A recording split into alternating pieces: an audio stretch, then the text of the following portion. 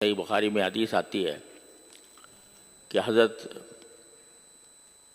عیسیٰ علیہ السلام نے اپنی آنکھوں سے دیکھا کسی کو چوری کرتے ہوئے، اپنی آنکھوں سے دیکھا، اور جب اس کو پکڑا تو اس نے کہا جی میں نے چوری نہیں کی، جھوٹ بولتا ہے۔ تو حضرت عیسیٰ علیہ السلام نے فرمایا کہ میں اپنی آنکھ کو جھٹلاتا ہوں تو میں سچا قرار دیتا ہوں، یعنی آنکھ سے میں نے دیکھا ہے لیکن ہو سکتا ہے میری آنکھ کو دھوکہ لگ گیا ہو، مگر میں ایک مومن کے بارے میں تصور کرنا میرے لیے مشکل ہے کہ وہ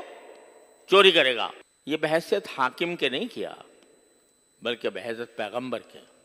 یہ بتانے کے لیے کہ حتی الامکان کسی آدمی کی غلطی کو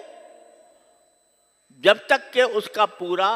ثبوت مہیا نہ ہو جائے اس وقت تک اس کو غلطی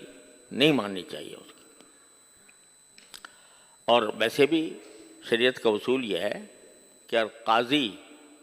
جو جج ہے وہ اپنی آنکھوں سے دیکھ لے کسی کو چوری کرتے ہوئے، اس پر سزا جاری نہیں کر سکتا۔ آنکھوں سے دیکھا لیکن سزا جاری نہیں کر سکتا جب تک کہ دو گواہ گواہی نہ دیں کہ اسے چوری کی ہے۔ تو عیسیٰ علیہ السلام نے فرمایا ٹھیک ہے بھائی، تم اگر کہہ رہے ہو تو میں تمہیں سچا سمجھتا ہوں اور اپنی آنکھ کو جھٹلاتا ہوں۔